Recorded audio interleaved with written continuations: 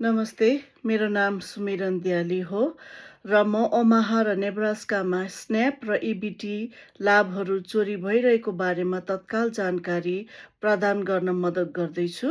म जानकारी प्रदान गर्दैछु जुन रेस्टोरिङ डिग्निटीद्वारा सावधानीपूर्वक एकत्रित गरिएको छ र अन्य एजेन्सीहरूद्वारा शुद्धताको लागि समीक्षा गरिएको छ। यदि तपाईँसँग कुनै प्रश्न छ भने कृपया मलाई तपाईँले पठाउनुहोस् र म रेस्टोरिङ डिग्निटीलाई दिनेछु। यदि थप परिवर्तनहरू भएमा हामी मानिसहरूलाई अध्यावधिकहरू पनि प्रदान गर्नेछौँ। कृपया ध्यान दिनुहोस्, यो भिडियो शैक्षिक उद्देश्यको लागि मात्र हो। यसले डिएचएचएस वा कानुन प्रवर्तनबाट सल्लाहलाई प्रतिस्थापन गर्दैन, तर यसले तपाईँलाई आफ्नो खाद्य लाभहरू सुरक्षित गर्न आज लिन सक्ने तत्काल कदमहरू दिन्छन्। महत्त्वपूर्ण सूचना, कृपया ध्यान दिएर सुन्नुहोस्। पछिल्ला 2 दिनमा हामी यहाँ ओमाहामा काम गर्ने 52 शरणार्थी परिवारहरूले जनवरीको लागि उनीहरूको स्न्याप लाभहरू चोरी भएको रिपोर्ट गरेका छन्। हामी सहरभरि गैर शरणार्थी परिवारहरूबाट पनि उस्तै रिपोर्टहरू सुनिरहेका छौँ। यो तपाईँको गल्ती होइन। तपाईँले केही गलत गर्नुभएको छैन। के भइरहेको छ त्यो इबिटीलाई स्किमिङ र धोखाधडी भनिन्छ। अपराधीहरूले कार्ड नम्बरहरू र पिनहरू चोरिरहेका छन् र लाभहरू खोसिरहेका छन्। प्राय परिवारहरूले तिनीहरूलाई प्रयोग गर्ने मौका पाउन अघि नै यसको चोरी भइरहेको छ। हामी यो भिडियो बनाउँदैछौँ ताकि तपाईँ निम्न गर्न सक्नुहुन्छ। आफ्नो स्न्याप लाभहरू सुरक्षित गर्नुहोस्, भविष्यमा हुने चोरी रोक्नुहोस्, चरणबद्ध रूपमा के गर्ने भनेर तपाईँहरूले जान्नुहोस्। इबिटी स्किमिङ भनेको के हो? स्किमिङ तब हुन्छ जब अपराधीहरूले गोप्य रूपमा तपाईँको इबिटी कार्ड नम्बर र पिन चोर्दछन्। तिनीहरूले क्रेडिट कार्ड रिडरमा स्किमर भनिने सानो उपकरण राखेर यो गर्छन्। यो उपकरण क्रेडिट कार्ड रिडर जस्तै देखिन्छ र मानिसहरूलाई उनीहरूको जानकारी चोरी भइरहेको थाहा नहुने गरी बनाउँछ। जब तपाईँ पसलमा भुक्तानी गर्न आफ्नो कार्ड स्वाइप गर्नुहुन्छ, स्किमर उपकरणले तपाईँको क्रेडिट कार्ड नम्बर वा इबिटी नम्बर र प्रयोग गरिएको पनि भण्डारण गर्दछ। त्यसपछि यो जानकारी अपराधीहरूले तपाईँको कार्ड नम्बर र पिन प्रयोग गरेर वस्तुहरू किन्न प्रयोग गर्दछन्। र यस्तो हुन सक्छ जहाँ पनि कार्ड स्वाइप गरिएको छ, किराना पसलहरूमा, ग्यास स्टेसनहरूमा, क्रेडिट, डेबिट वा इबिटी कार्डहरू स्वीकार गर्ने कुनै पनि पसलमा यो हुन सक्दछ। अपराधीहरूले तपाईँको जानकारी पाएपछि तिनीहरूले तपाईँको स्न्याप लाभहरू प्राय राज्य बाहिर वा अनलाइन तपाईँलाई थाहा नदिई प्राय तपाईँको ब्यालेन्स सकिएसम्म प्रयोग गर्न सक्छन्। फेरि यो तपाईँको गल्ती होइन। हामी युट्युबमा स्किमर कस्तो देखिन्छ भनेर देखाउने भिडियोहरू लिङ्कहरू समावेश गर्दैछौँ ताकि तपाईँलाई थाहा होस्। यहाँ एउटा भिडियो छ जसले स्किमरहरू कस्तो देखिन्छन् भनेर देखाउँछ। कृपया तपाईँले त्यो लिङ्कमा तपाईँले क्लिक गर्न सक्नुहुन्छ र भिडियोलाई हेर्न सक्नुहुन्छ। यहाँ एउटा भिडियो छ जुन पसलमा स्किमर कसरी जाँच गर्ने भनेर पनि देखाइएको छ। त्यसमा पनि तपाईँले क्लिक गर्न सक्नुहुन्छ अनि त्यसको जानकारी तपाईँले लिन सक्नुहुन्छ। अनि अति नै धेरै महत्त्वपूर्ण, तपाईँले अहिले नै के गर्नुपर्छ भन्ने चाहिँ इबिटी कार्ड भएका सबैले आजै आफ्नो पिन नम्बर परिवर्तन गर्नुपर्छ। तपाईँको स्न्याप कोष चोरी हुनबाट आफैलाई जोगाउने यो उत्तम तरिका हो। यदि तपाईँको EBT कार्ड नम्बर चोरी भएको छ भने पनि तपाईँले आफ्नो पिन परिवर्तन गर्न आवश्यक छ। DHHSले आज पुष्टि गरेको छ कि तपाईँले आफ्नो कार्ड रद्द गर्न पर्दैन। तपाईँको खातामा नयाँ स्न्याप रकम जम्मा हुनुभन्दा पहिले नै तपाईँले प्रत्येक महिनाको अन्त्यमा आफ्नो पिन परिवर्तन गर्नुपर्छ। तपाईँको पिन बिना अपराधीहरूले तपाईँको पैसा चोर्न सक्दैनन्।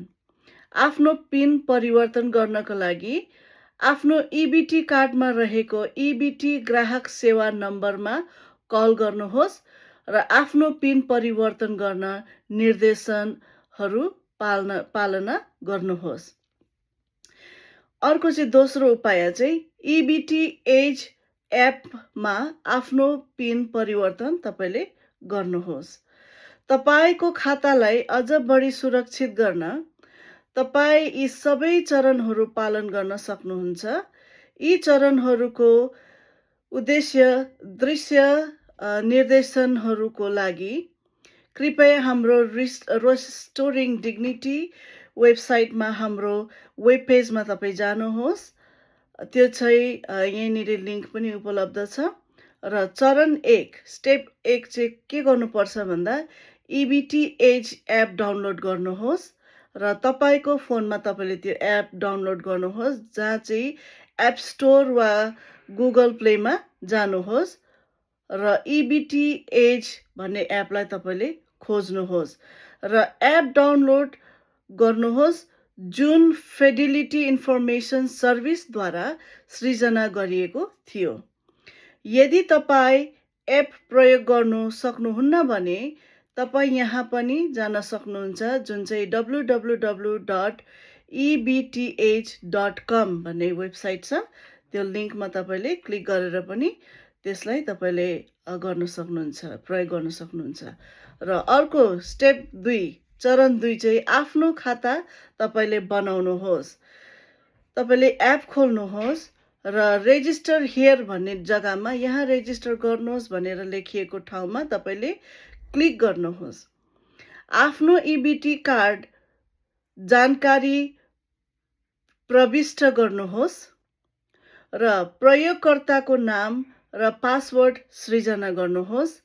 यसले तपाईँलाई आफ्नो कार्ड नियन्त्रण गर्न र आफ्नो खाताको गतिविधि हेर्न अनुमति दिँदछ। र अर्को स्टेप 3मा चाहिँ चरण 3मा तपाईँले सुरक्षा प्रक्रियाहरू अथवा सुरक्षाहरू सक्रिय गर्नुहोस्। यो धेरै महत्त्वपूर्ण छ। एकपटक तपाईँ लग इन भएपछि एकाउन्ट समरीमा तपाईँ जानुहोस् र सी मोर भन्ने ठाउँमा तपाईँले क्लिक गर्नुहोस् र प्रोटेक्ट माई एकाउन्ट भन्ने मेरो खाता सुरक्षित गर्नुहोस् भन्ने बटनमा तपाईँले क्लिक गर्नुहोस्। अब निम्न सुरक्षाहरू सक्रिय गर्नुहोस्। इन्टरनेट कारोबार तपाईँले रोक्नुहोस्। राज्य बाहिरका कारोबारहरू तपाईँले रोक्नुहोस्। तिनीहरूलाई सक्रिय गरेपछि सेभ भन्ने एउटा बटन छ, त्यहाँनिर तपाईँले क्लिक गर्नुहोस्। यी दुवै चरणहरूले मात्र धेरै जसो चोरी रोक्न सक्छ। र अर्को चरण चाहिँ चरण 4 प्रयोग नगरेको बेला आफ्नो कार्ड फ्रिज गर्नुहोस्। एपमा हुँदाखेरि तपाईँले एपमा जानुहोस् र फ्रिज गर्नुहोस् र एकाउन्ट समरी खाता सारांशमा तपाईँले जानुहोस् अथवा र त्यस पश्चात तपाईँले फ्रिज कार्डमा तपाईँले क्लिक गर्न सक्नुहुन्छ। तपाईँ किनमेल गर्नुभन्दा ठिक अघि यसलाई अनफ्रिज गर्न सक्नुहुन्छ र पछि फेरि फ्रिज गर्न सक्नुहुन्छ। यसले सुरक्षाको अर्को बलियो तह थप्दछ।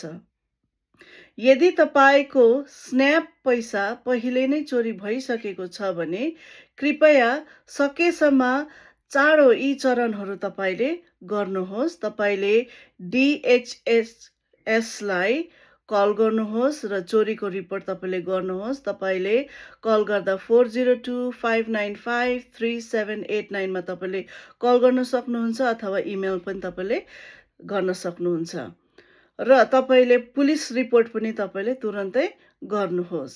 तपाईँले कल गर्न सक्नुहुन्छ अथवा तपाईँले लिङ्कमा गएर तपाईँले क्लिक गरेर त्यसमा तपाईँले रिपोर्ट गर्न सक्नुहुन्छ। अनधिकृत कारोबारहरू देखाउने EBTH एपबाट स्क्रिनसटहरू बचत गर्नुहोस्। DHHSले नेब्रास्कामा व्यापक ठगी अनुसन्धान गरिरहेको पुष्टि गरेको छ। रिपोर्ट महत्त्वपूर्ण छ, तपाईँले ध्यानपूर्वक सुन्नुहोस्।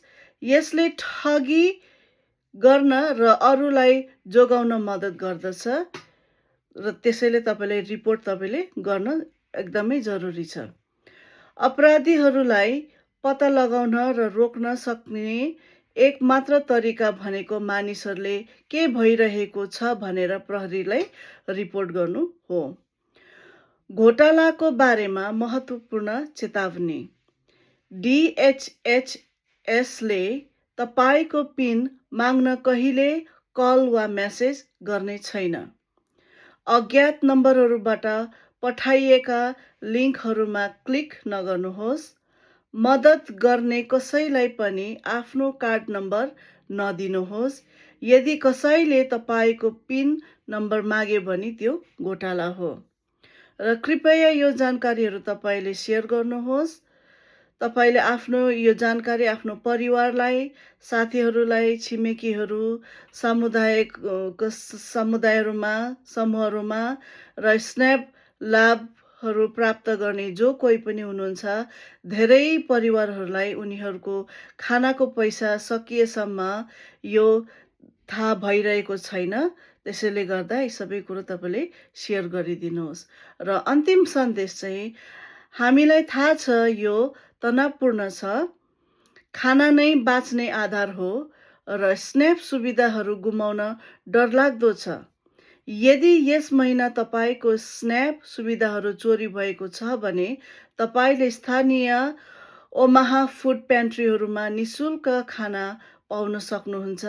हामीसँग रेस्टोरिङ डिग्निटी वेबसाइटमा अनुवादित फुड पेन्ट्री फाइलहरूको लामो सूची छ र त्यसमा तपाईँ पनि जान सक्नुहुन्छ। यो लिङ्कमा गएर तपाईँले प्यान्ट्रीहरू खोजी गर्न सक्नुहुन्छ। कृपया हामीलाई स्पष्टसँग तपाईँले सुन्नुहोस्। तपाईँ एक्लो हुनुहुन्न। धेरै परिवारहरूमा यस्तो भइरहेको छ अनि आफूलाई सुरक्षित राख्न तपाईँले अहिले नै चाल्न सक्ने कदमहरू छन्। हामी थप जान्दै जाँदा अपडेटहरू साझा गर्न जारी राख्नेछौँ।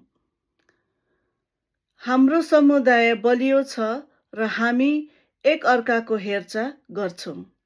समय निकालेर सुनिदिनु भएको लागि धन्यवाद।